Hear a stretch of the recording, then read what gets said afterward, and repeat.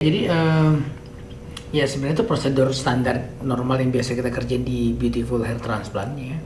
Jadi kita tanam rambut buat area depan dia itu udah mulai botak nih area sini nih. Ya. Sama area dia pengen ada jambangnya. Jadi jambangnya dia kan memang area sini memang nggak ada bulu sama sekali. Kumis dia ada tipis. Jambang jenggot juga kayak cuma di area sini ada sedikit. Nah ini kosong nih. Jadi kemarin kita tambahin mulai dari jambang ke bawah. Terus kumisnya juga kumisnya nggak jenggotnya juga kita tambahin sedikit, semuanya sampai ke area atas kepala.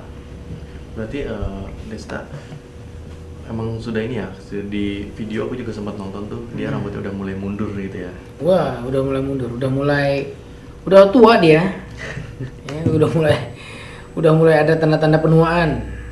Nah kalau untuk transplant itu dia ada metode-metode nggak sih dok? Mungkin kalau Desta kemarin tuh dia ambil metode yang apa tuh dok? Mungkin bisa jelasin. Di Beautiful kita pakai metodenya FUE, jadi rambut itu diambil satu demi satu sampai ke akarnya di belakang, terus itu yang kita akan pindahkan, kita transplantasikan ke area lain gitu, ya, gitu.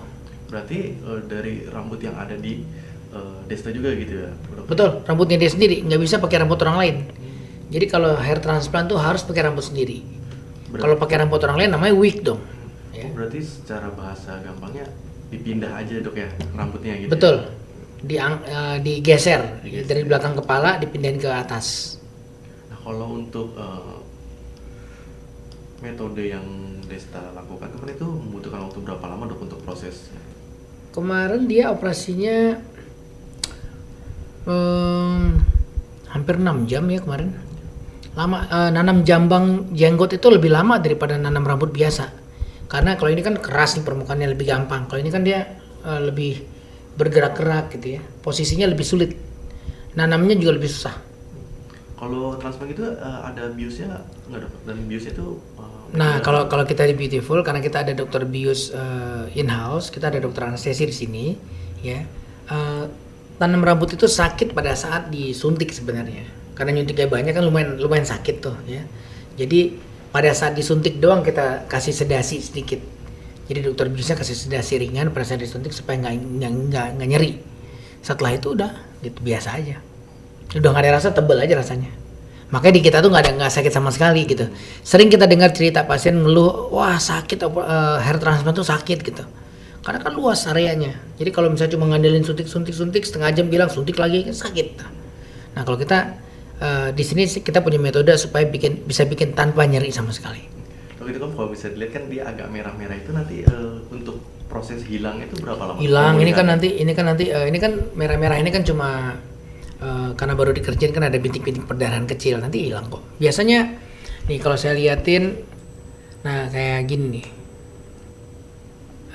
Ini baru habis dikerjain, kalau daerah rambut tuh kelihatan ada kayak putih-putihnya gitu. Nanti hari pertama, nah ini kan ada darah-darah bekunya. Nanti kan hari ketiga udah mulai cuci rambut tuh, udah bersih ya. Setelah hari ketiga biasanya udah bersih nih. Hari ke-10 aja udah kayak rambut biasa tuh. Jadi cepat biasanya. Ini kayak gini nih. Ini hari pertama, nih hari ketiga, nih hari ke-10 udah mulai tumbuh tuh. Gitu. Cepat kok biasanya. Nah, kalau habis transplant gitu ada pantangannya mungkin dari makanan kah? Ada yang nggak boleh dikonsumsi kah? Nah, sebenarnya enggak sih. Ya sebenarnya nggak ada yang khusus nggak boleh ini nggak ada sih, ya. Cuma kita menjaga aja supaya nggak ada gesekan di rambutnya. Jadi kadang-kadang tuh saya juga bingung, kadang-kadang pasien datang, dok katanya nggak boleh keringetan, nggak boleh olahraga. Enggak sih.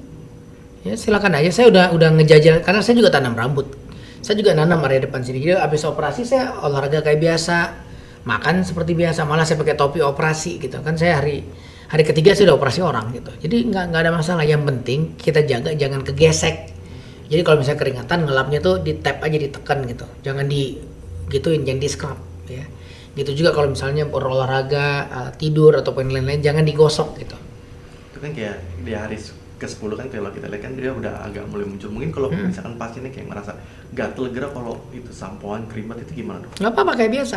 Cuma waktu ngelapnya yang tadi, ngelapnya jangan digosok, ngelapnya di tap. Kayak ibu-ibu ngelap makeup tuh. Cuma didorong, ditekan-tekan doang gitu.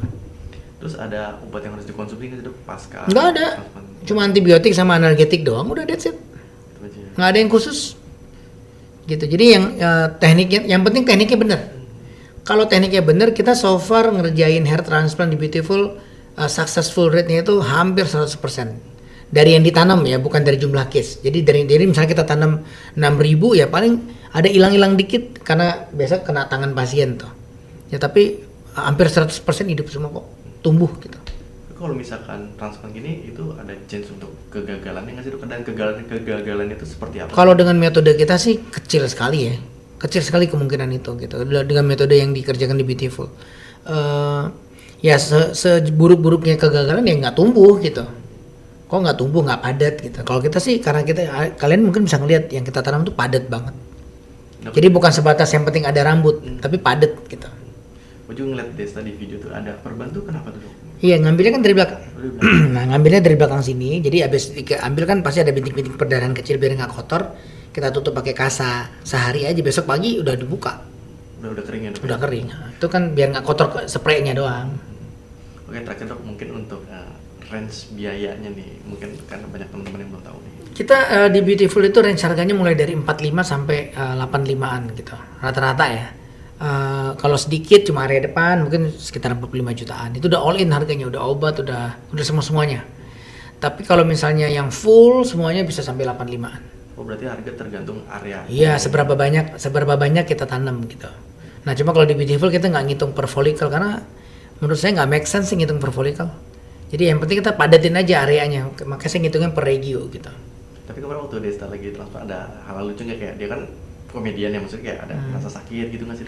Enggak sih. Nggak ada ya? Dia mah santai banget pasti kerja. Oke. Baiklah. Secara pandangan dokter aja sebagai umum gitu dok.